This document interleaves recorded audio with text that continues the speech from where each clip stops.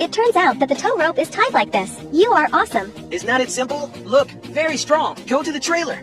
Stop! You don't want your car anymore? If you tie it like this, the entire front grille will be pulled down. At least $2,000 to fix it. Except here you can pass through. There's no place to tie a rope on the car. You don't know this.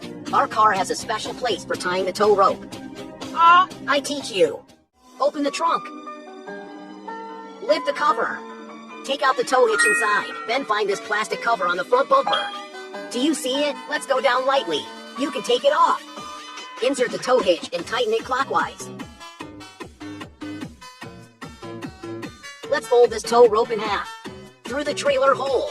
Long one main rope, short one auxiliary rope. Take this master rope out of the loop. Auxiliary rope around the main rope. Then fold in half.